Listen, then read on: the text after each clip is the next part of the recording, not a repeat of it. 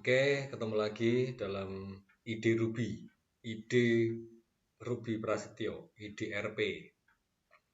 Ya, RP bukan rupiah ya, karena nama saya memang inisialnya itu.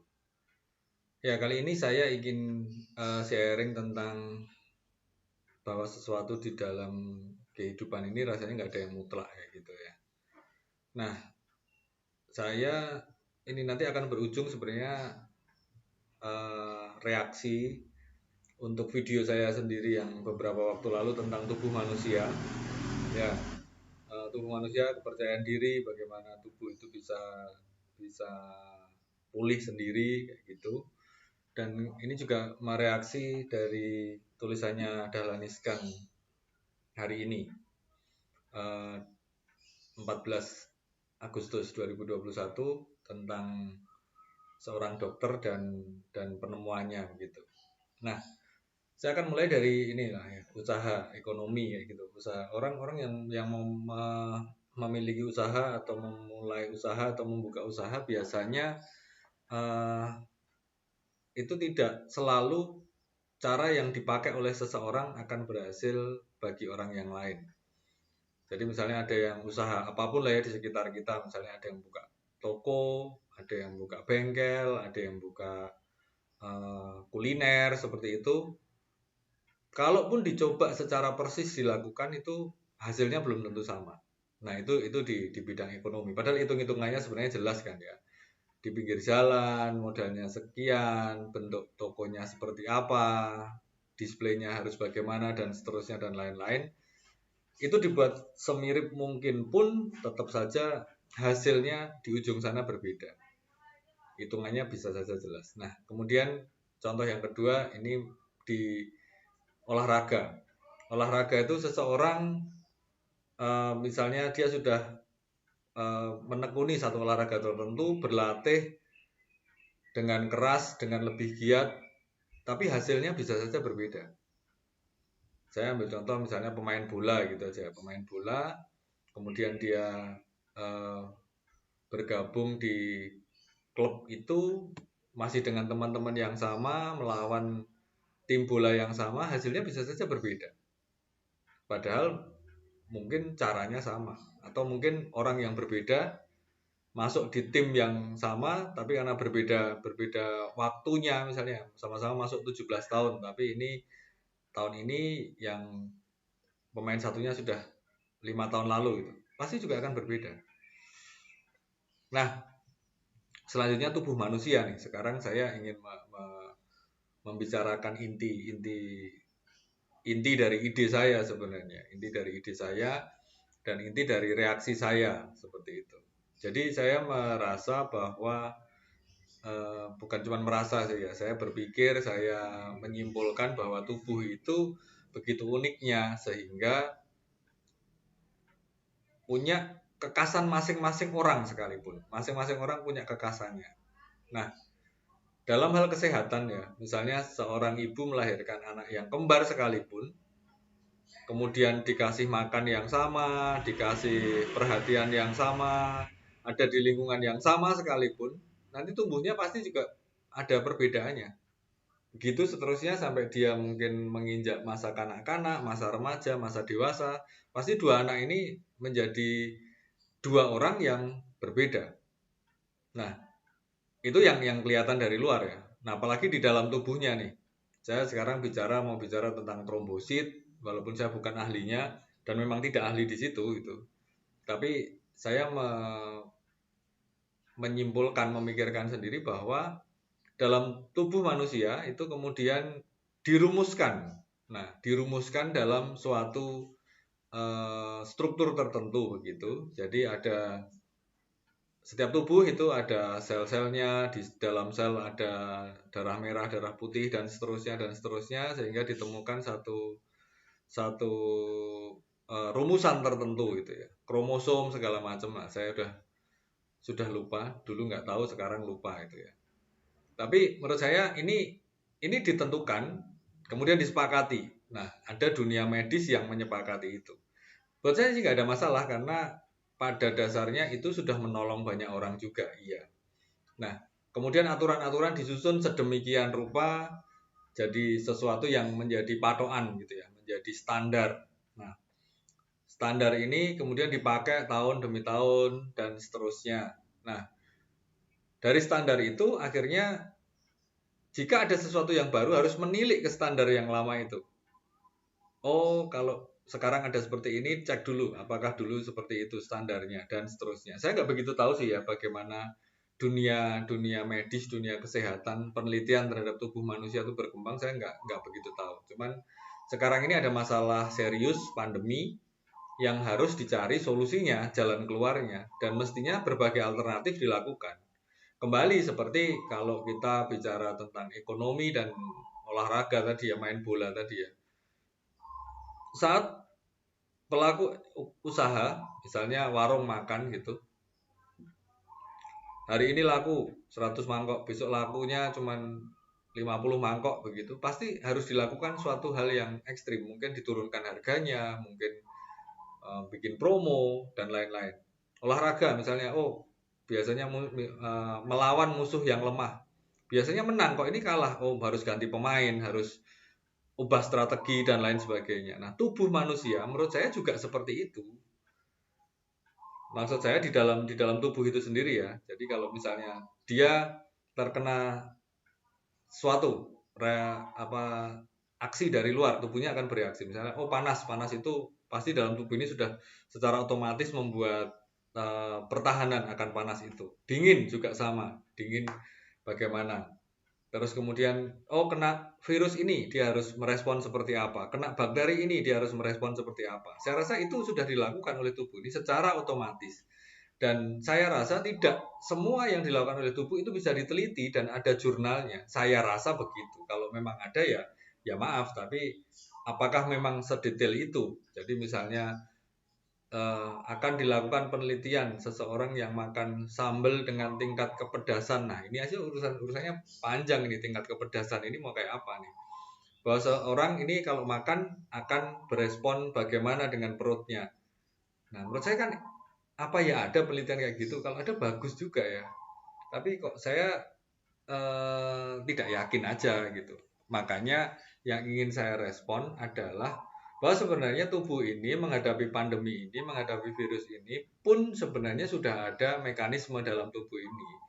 Cuman memang perlu dibantu mungkin ya. Kayak misalnya tubuh kedinginan itu kan sudah kan kita sudah secara sendirinya gitu mungkin tubuh itu akan jingkrung kalau bahasa Jawanya akan menekuk tubuhnya. Nah, mungkin kan bisa dibantu dengan selimut, akhirnya lebih nyaman.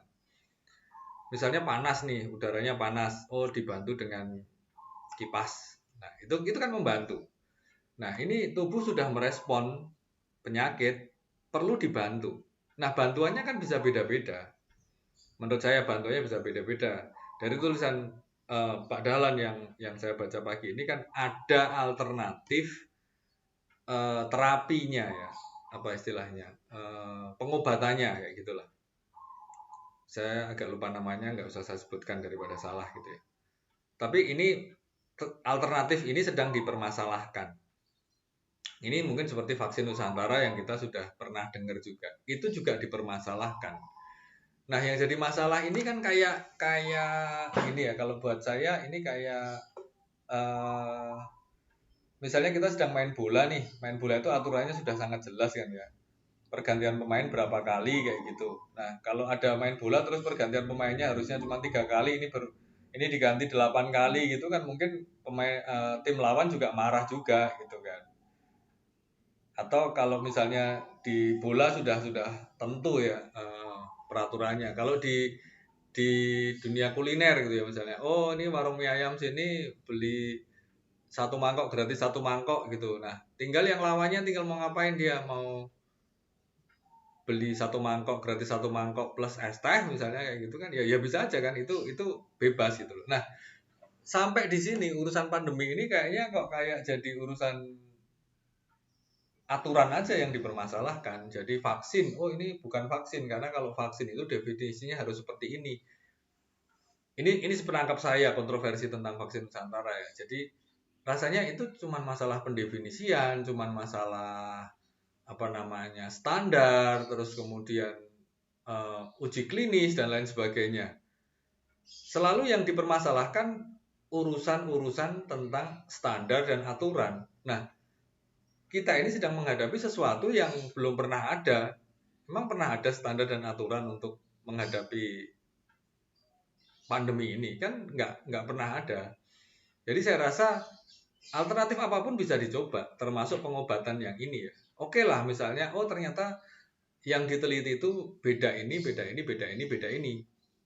Ya memang, mungkin memang ya beda, tapi dari penelitian yang sudah dilakukan juga, uji coba yang dilakukan, ini berhasil membantu penyembuhan. Jadi saya berpikir begini, kayak misalnya tubuh kita ini kepanasan gitu ya.